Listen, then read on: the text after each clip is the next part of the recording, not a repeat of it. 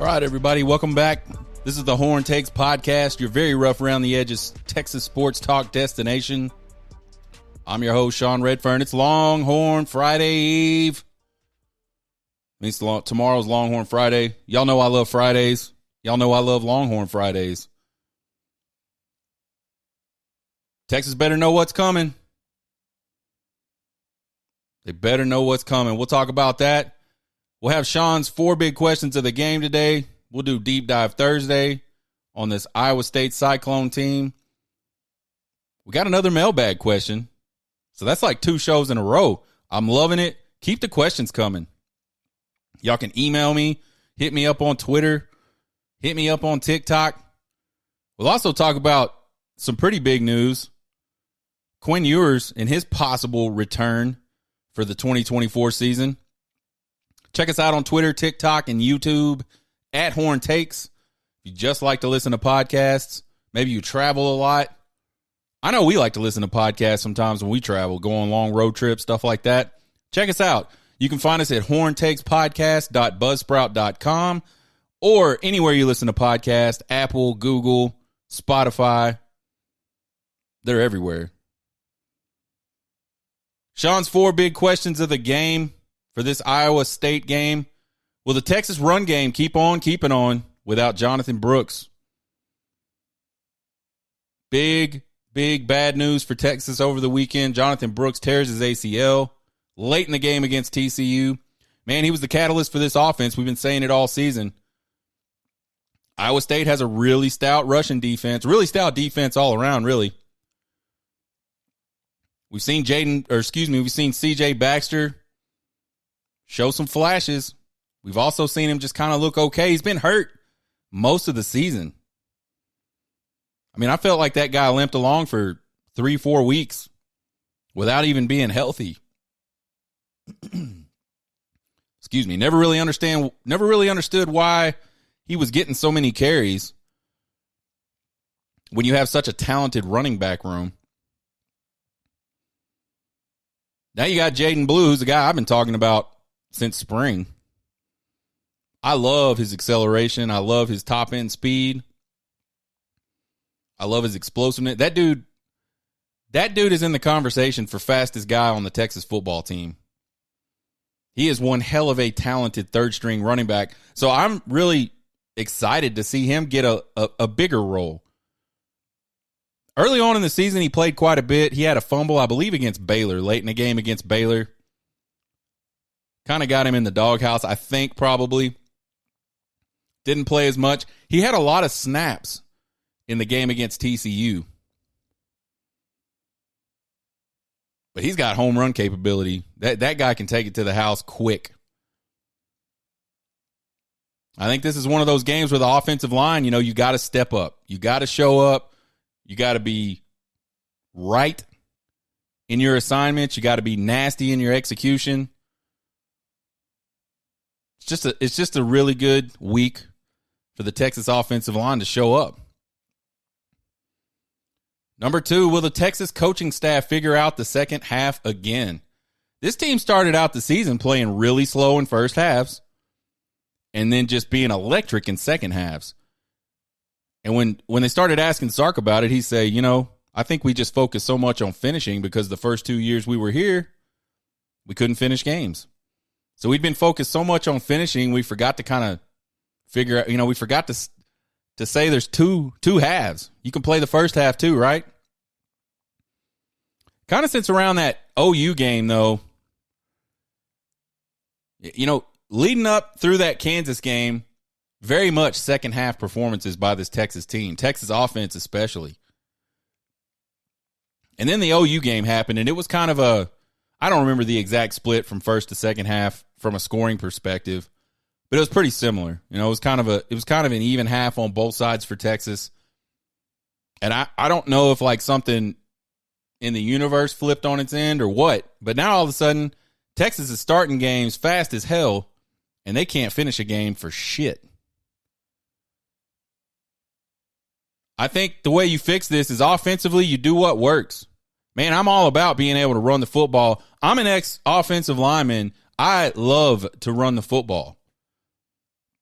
I remember in high school one time I got in trouble because I was coming off the sideline on another 3 and out where we probably didn't have ourselves in a great position, but keep in mind, folks, this is back in the mid 90s. We ran the ball like 99.99% of the time. So we didn't practice throwing a lot. And if we did throw, it was all off play action. We didn't have very much of a drop back game at all. But we were playing a team that was ranked very highly in the state, and we just could not get first downs, man. And I came off the sideline, and I didn't say it to anybody. I said it under my breath. Why don't we just run the ball? And my offensive coordinator, or my offensive line coach heard me and really dug into my ass on the sidelines, which I think is fair. I was questioning the coaches, although I wasn't saying it to any of the coaches.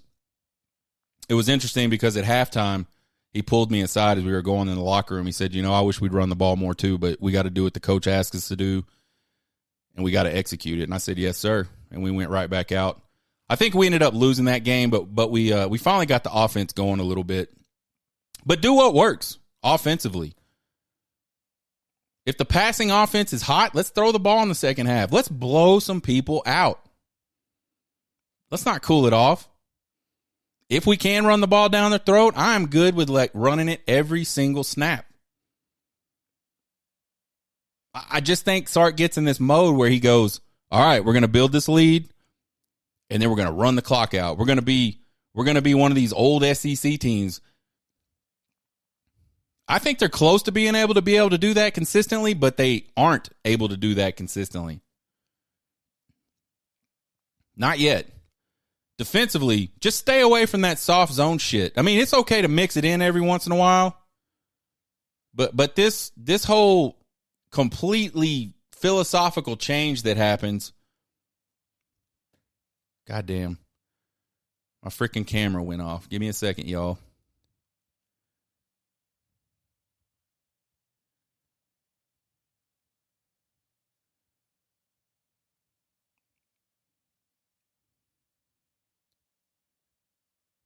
I have no idea why that happens. Sorry, folks. We're back. We got video again. It just turns off. I don't get it every once in a while. Anyway, stay away from the soft coverage. You shut the offense out in the first half because you didn't play a bunch of soft coverage. Don't play a bunch of soft coverage. Y'all need to blitz the shit out of this freshman Rocco Beck guy. I mean, blitz him up. Tight coverage, create some turnovers, profit. That's the game plan. That should be the game plan in the second half. Let's not worry about the guy that couldn't complete a pass in the first half all of a sudden becoming like Joe Theismann or freaking Dan Marino or some shit in the second half. If it worked in the first half, it's going to work in the second half. Trust your guys.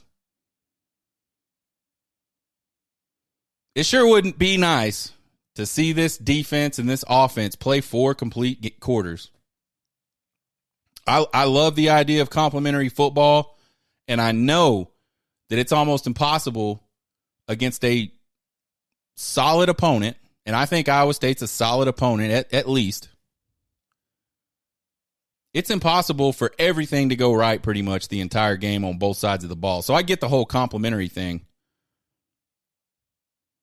But I think this team has the ability to do both for 4 quarters. Question number 3, which team can reverse an opponent trend on the line of scrimmage? Iowa State does not give up sacks, folks. They don't really give up a lot of QB pressure. And this Texas defensive line, not crazy high in sacks. I think they got 26 right now, which is one off of their total for last season. So they've definitely improved. But they get tons of pressure. They're always back there affecting the quarterback. So it'll kind of be interesting to see between that matchup, when Iowa State does decide to drop back and pass or play action and pass, who wins that battle consistently throughout the game? And then I think you flip it around, you look at this Texas offensive line. They're kind of the start. They're kind of the catalyst for a running game that averages almost 200 yards per game. Iowa State's run defense is very, very good. I wouldn't call it elite. About 124 yards a game, I think they give up. But that's pretty good. And they create a lot of tackles for loss. So, again, you look at that matchup, and you know at some point, you know, Texas is going to want to run the ball. They're down a running back. Can that Texas O-line kind of take over and really assert themselves against a pretty good Iowa State front?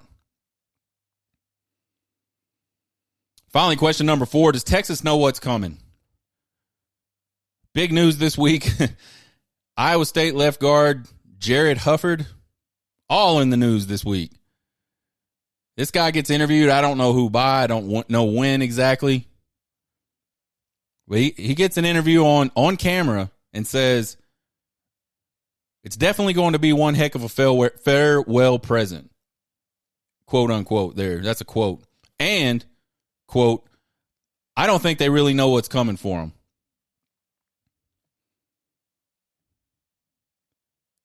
You know, I am not a big believer in this whole bulletin board shit. I don't think it matters. I don't think it's something to talk about, and I think the fans probably talk about it more than the players talk about it. The players for Texas certainly noticed it because there was a lot of tweeting going on when it very first came out. Now, I wouldn't say a lot. There was just some tweets from Texas players. Not towards him. They sort of retweeted what I believe Texas, or maybe Horn Sports reported it first. I'm not exactly sure. Not 100% sure what the main, who reported it first, but they just tagged onto that and had their little things today. So it was noticed, but I don't think these Texas players are running around practice all week. Man, can you believe what that dude said? We're going to kick his ass. I just don't. I played college football. I played high school football. I don't think that happens. It certainly never happened around me in my time of playing football. The other thing is, like, adrenaline and being pissed and all that kind of crap, that's like movie shit. Like, real football games are not Fast Times at Ridgemont High when Jefferson gets pissed off because they messed up his car, or he thought they messed up his car. It's not like that. After the first few plays of a football game, all the real adrenaline is gone. Any kind of, like, anger you have built up, nervous energy, whatever you want to call it, that feeling that just kind of makes you extra strong, superhuman for a short amount of time. It's called adrenaline. That's all gone after a couple plays. Tops. I remember, like, I got nervous, and I don't know if you call it nervous. I called it nervous at the time, but I think it was just adrenaline just coursing through my veins before every single football game I ever played. Every single one. And the very first play of the game, almost every single time, I absolutely destroyed somebody. And then it's gone. And then you're just a regular human after that. So even if this Texas team is using it as bulletin board material or whatever you call it, it's only going to last for so long. Then both teams are going to settle into the game. I will say this, though, if there's anything to that bulletin board material stuff, this might be the most interesting piece I've ever seen. I don't even know who this dude is. Honestly, I don't know who a lot of guys on Iowa State's team is. And that's not a diss on them. I just haven't got a chance to see them play at all this year.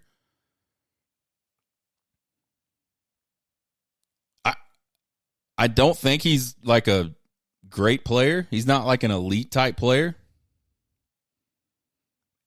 And I think what makes it interesting to me is the fact that this guy, he's a left guard, so he's going to have to line up across the ball from two of the best defensive tackles in the country all throughout this game. And then, by the way, a third one that's not bad at all. And then a fourth one that's pretty fucking good. And then a fifth one that's also really, really good. So there's no breaks for this dude at all. I mean, I think the strength of this Texas football team, especially defensively, is those guys on the interior.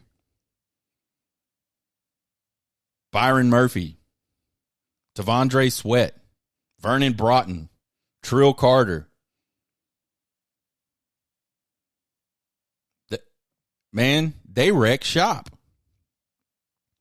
So I don't know the guy. I'll never know the story behind it. Like, surely he just is. I don't know. It's just funny to me. So, again, back to the question. I wonder if this Texas team shows up and they know what's coming. Deep Dive Thursday. Offensive statistics for both of these teams. Texas rushes the ball at 183 yards per game, and they have a plus 29 offensive rush margin. Iowa State rushing the ball 129 yards per game. They have a minus 20 offensive rush margin, so that's not good, folks. On the offensive side of this, anytime you got a minus number, what that means is your opponents give up more on average than you average on the season. If you got a positive number, that means you outgain your opponent's average so far on the season. Passing, 275 yards for Texas with a plus 46 offensive passing margin. Iowa State, 218 yards a game with a minus 2 offensive passing margin. So again, not good. So far through 2 categories, Texas is dominating this on the offensive side. Scoring, Texas is averaging 33 points a game with a plus 8 offensive scoring margin. Iowa State, 25 points a game with a plus 1 offensive scoring margin. So they finally got into the plus side offensively with the scoring statistic, but they trail Texas in every single major offensive statistic that we track. As you start to get in some of these more sort of obscure types of statistics that we track, this is where Iowa State gets back in. It's kind of like they do some of the little things right. So sacks allowed, Texas allowed 18 sacks so far this season. Iowa State only 9. That's pretty good. I mean, they've played 10 games. They've given up less than 1 sack a game. Now, that could be a lot due to their style of play. I don't know. What I remember about Iowa State is they like to run. They like to bring in big tight ends. They like to run play action. Lots of QB movement, like he's rolling out after fake handoffs and things like that on the play action plays. So maybe they get him away from pressure enough that they just don't give up a ton of sacks. Or maybe they're just damn good at pass blocking. We'll find out on Saturday night. Tackles for loss. Texas has allowed 51 tackles for loss this season. Iowa State, 50. So not a huge advantage, but an advantage there. Turnovers. Turnovers lost. Texas has 13 lost turnovers this season. Iowa State only 8. Again, less than 1 per game. That's really good.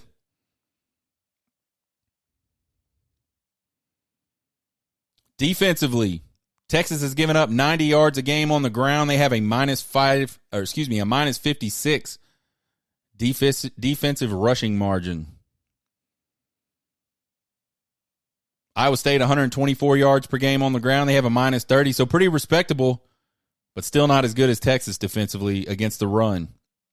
Passing game, Texas giving up 247 yards per game through the air. Despite the fact that they've just been really giving up a lot of passing yards lately, they're still on the minus side, which is good defensively. Minus 1. They're getting there. They're almost even with their opponent's average. Iowa State giving up 204 yards per game, which is pretty good. And they're minus 33. And the reason we do these margins is just to kind of look at the teams they've played and really understand what those numbers mean. You could give up 200 yards per game passing And that sounds really good, but if you were playing like a running team, like primarily a bunch of running teams, that's what they do. That's their bread and butter. They just don't pass the ball. 204 is not that impressive in that case.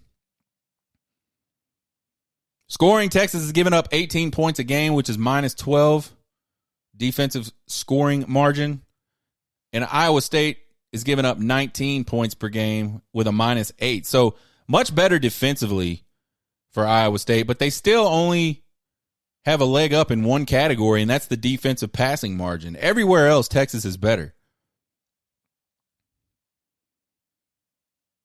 Sacks, Texas has 26 on the season.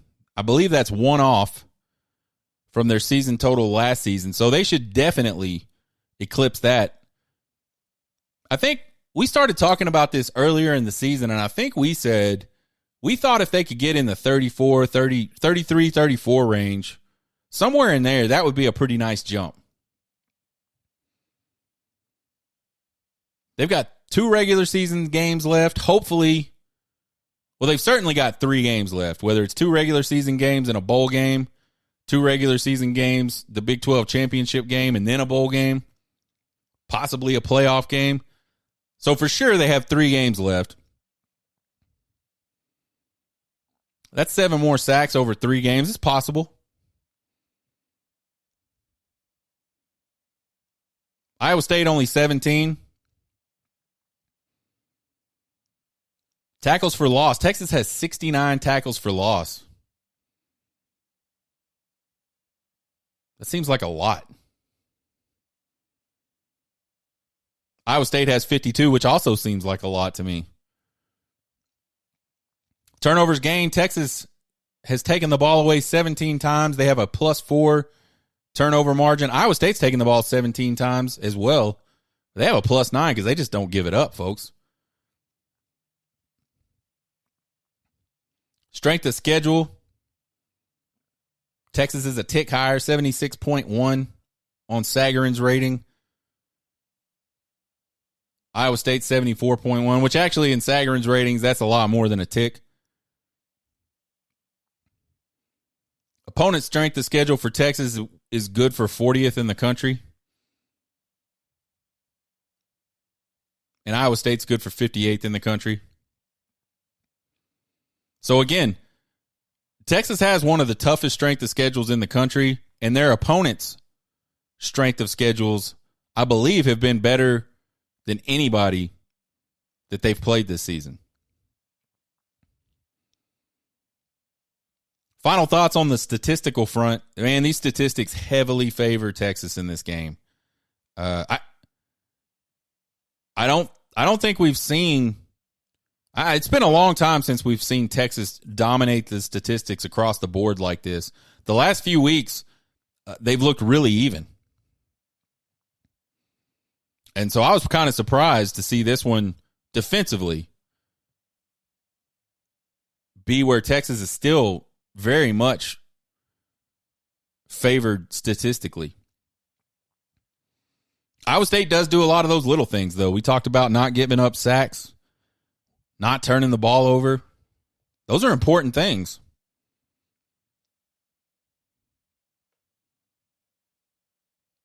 Having a good turnover margin.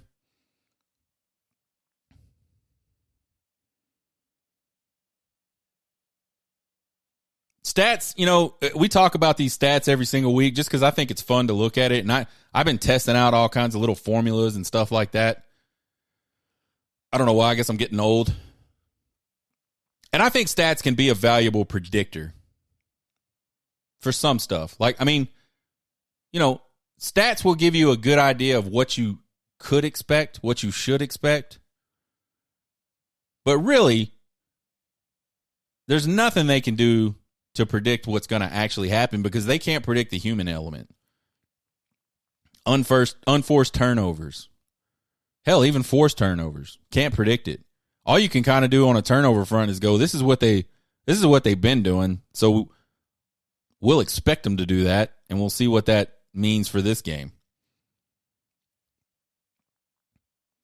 But you could have a situation where one team snaps the ball over the quarterback's head 5 times and The other team picks it up. That's an unforced turnover. You can't predict that through stats. Penalties.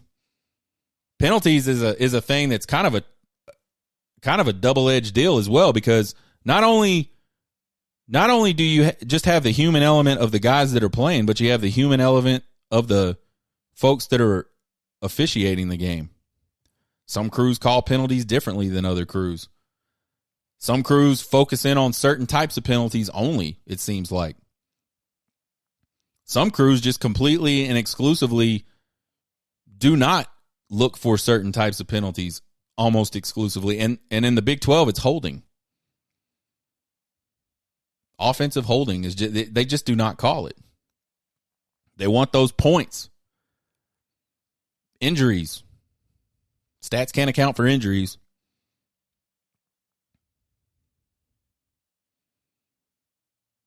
So it's really cool to look at all these stats. It's really awesome that Texas has a huge advantage when you look at these stats. But ultimately, these stats probably are only good to give us an indicator of what to expect. They're obviously not going to affect the outcome of this particular game.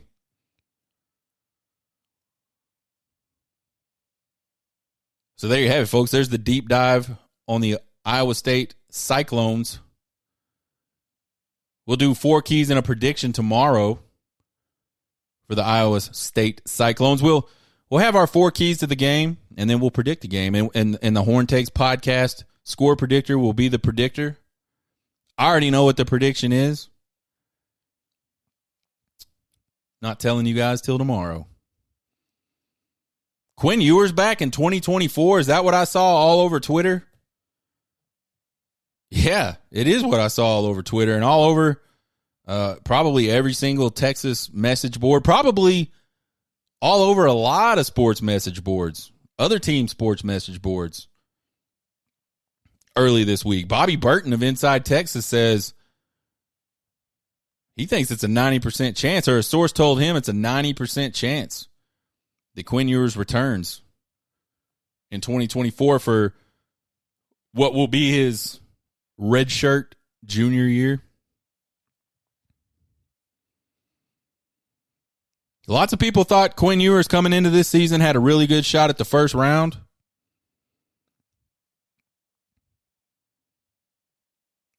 I don't know. He's had some pretty good games. I don't know. I don't know that I'd call him a first rounder though. And I'm by no means I'm not a quarterback, draft analyst.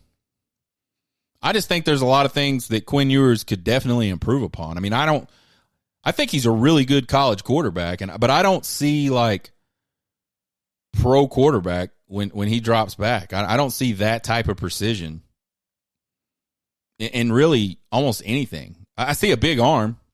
I see a guy that can make any throw. But I see a guy that can get inaccurate sometimes. I see a guy that can still let his mechanics slip a little bit sometimes. I saw a guy in the Oklahoma game that is still prone to making a bad decision. I see a guy that, it can be inaccurate in the intermediate routes, the gimmies. He can also absolutely drill some of them sometimes. I mean, that dude, he's definitely got the talent. The ability is there. Sometimes the NFL draft is a head scratcher, so there's no telling what's going to happen there. I'm just not sure I'm not sure if I was a GM, I would spend that type of money on him. And now that he's gotten hurt for his second collegiate season in a row, and guys, he hasn't played a full season since his sophomore year of high school. So there's a pattern for Quinn Ewers of fair or not, there's a pattern there of Quinn Ewers being a guy that can't stay healthy. And when you're talking about first round money, if you're going to draft a quarterback in the first round, you're typically either handing the reins to him that season or you're grooming him to hand him the reins in the next 1 or 2 seasons. And I don't know that you put the franchise in the hands of a guy that can't stay healthy. And that's what the NFL quarterback position is. It's the keeper of the franchise. Quarterback play dominates the NFL. The good teams have good quarterbacks. The bad teams have not good quarterbacks.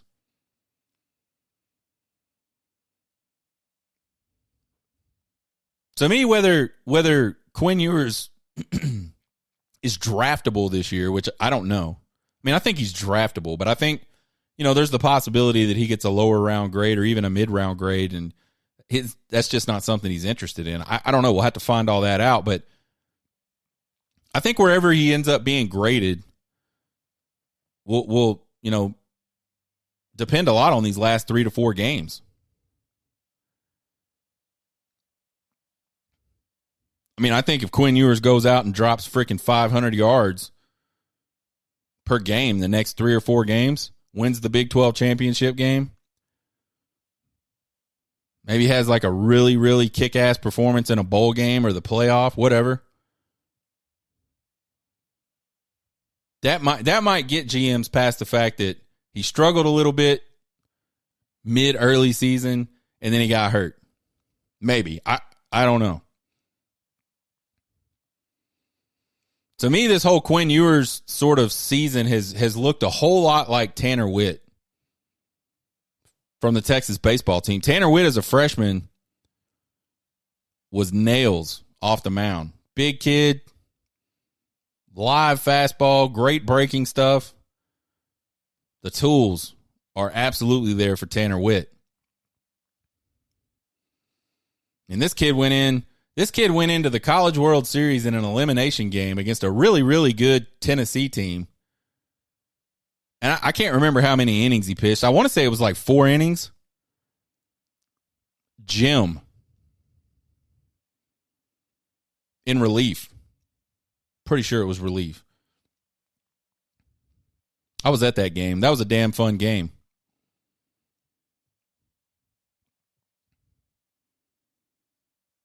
But then he gets hurt early in his sophomore year. And everybody, all these Texas fans, man, and he came back. He came back at the end of last season, this spring. And he pitched a few games. He pitched in the NCAA tournament a couple times. He didn't look terrible, but didn't look real great either. Certainly wasn't the guy that we were used to seeing. But all these people, all these Texas fans just were like, yeah, Tanner Witt's gone. He's going to be a first-round draft pick. And I'm like, man, I don't know about that, man. I think, and you can go back and check. I talked about it on this show. You can go to YouTube, find the bullpen playlist. It's all in there. I don't know about Tanner Witt, man. There's lots of talented guys, and there's lots of talented guys that don't have a history of Tommy John. There's lots of talented guys that have pitched a lot and done it more over time. And just same thing with Quinn Ewers. He just hasn't played a lot. So are you going to stake first and second round money on a guy that, has never finished, never played a complete season at the collegiate level? And even, he skipped his senior year of high school. He just has not played a lot of football. I think that's kind of the paradox with Quinn Ewers is like, he hasn't played a lot, but man, when he is on, it is really fucking good. I mean, he was off against TCU early on in that game. He still threw for 307 yards. So I don't know. We'll see what happens. If Quinn Ewers comes back in 2024, to me, this would be as big as a comeback from a quarterback position as it would have been if Vince Young came back in 2006 for the program. If Vince Young comes back in 2006, they're the absolute favorite to win a back-to-back national championship.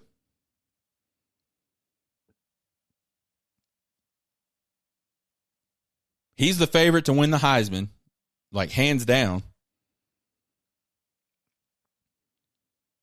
2006 could have looked a lot different, and 2006 was a pretty decent season. I mean, Colt McCoy had a pretty damn good freshman campaign. But could you imagine that 2006 team with Vince Young taking snaps? I mean, that team might have been better than the 2005 team. Because that 2006 team was loaded. Just didn't have the experienced signal caller. So if Quinn ends up coming back in 2024, you're looking at a third-year starter as you're heading into year one of the SEC versus redshirt sophomore Malik Murphy that's only had 2 starts. Outside of that, very limited action.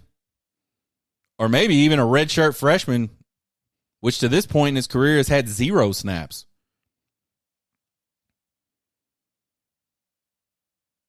I mean, just think about how big of a difference that would be for Texas offensively. And I'm not saying Malik Murphy couldn't come in there and do well. We don't know about Arch Manning at this point. I'm not saying those guys couldn't do well. But there's like a debate going on Twitter about, oh man, Arch Manning what if Arch Manning leaves? Well, guys, if Arch Manning leaves and you get your third-year starter back, and that's what pushes Arch Manning over the edge to transfer out, I think you take that any day of the week. I don't even know why that's a discussion. You go ask any football coach on the planet. Ask him if you were going into a season and you could have your third-year starting quarterback as your quarterback, or you could have a really, really talented redshirt freshman that's never taken a snap. Ask them which one they're going to pick. Not a single one of them is going to say, oh, give me that redshirt freshman over my 3-year starter. I mean, unless their 3-year starter is absolute shit. That's not the situation we're talking about. I mean, I don't think Arch Manning's going anywhere regardless. I think if there's any fallout from Quinn Ewers coming back for next season, it's Malik Murphy. And again, I don't even know. I'm not even sure that'll happen.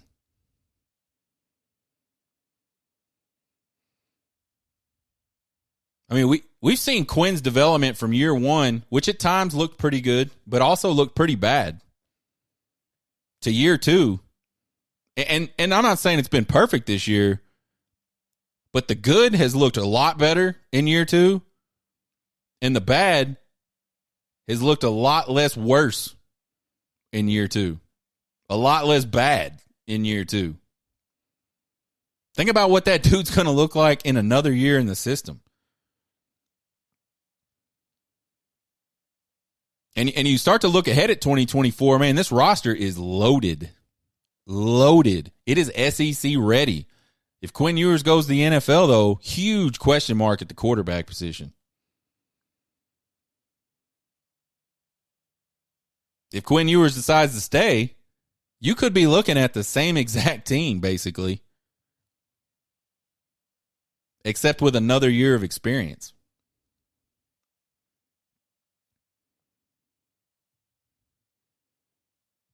I think all those guys that are all on the Arch Manning jockstrap, they just ain't got no sense, man. They don't understand how having an experienced quarterback, like how huge that is in football. I know I sound like a campaign manager or something. Bring Ewers back or whatever, but ultimately that guy has to do what's best for him, what he thinks is best for his future. But man, sure would be nice if we could get Quinn Ewers back for 2024. 90% is pretty damn high, right? I mean, I don't know where that number came from. I mean, 90% at this point in the season almost sounds like I've made up my mind. Like, regardless. And maybe that's not what it is. Maybe that 10% is if I'm a first-round draft pick, see ya. And at that point, I wouldn't blame anybody. I still think he could come back and get better, but then you also run the risk of, injury or, just not having a great season for whatever reason. Mess up your draft stock. So, I get it.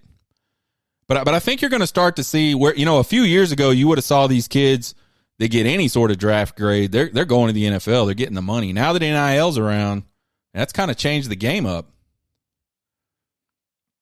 Got another mailbag question. How long do you think Steve Sarkisian stays at Texas, and do you think he ever jumps to the NFL? Man, I got to be honest. I don't think you can ever say never about something like that. But one thing that I do find really interesting about Steve Sarkisian is he always talks about how much he loves college football. He loves the pageantry. He loves the tradition. A lot of the same stuff I love about college football. He never mentions anything about the NFL, and none of that stuff exists in the NFL. The NFL is so much a business. It's almost college football is like an experience. That's why we like to go to games. That's why we wanted to go to Alabama. We wanted to experience that. The game is huge, obviously, and winning the game is important. You want to do that. But I think as long as Texas would have played a close game in Alabama, we would have been content. We would have had, as long as the experience was good, which it absolutely was. So Steve Sarkisian loves college football. He's got one of the best jobs in college football. I think as long as he's successful at Texas, I think that guy could stay at Texas forever, man. I don't know. Maybe at some point that itch to go do something different, maybe after like 10, 11, 12 national championships, he'll decide that he wants to go on and try to win some Super Bowls. I don't know. I don't think so, though, man. I think he's a college guy. Join us tomorrow on Prediction Friday. We'll have Trace Otra Games Week 12. See if we can continue that really good run we got going on. We'll have 4 keys and a prediction for the Iowa State game. Check out the podcast anywhere you listen to podcasts. You can find us on Twitter, TikTok, and YouTube at Horn Takes.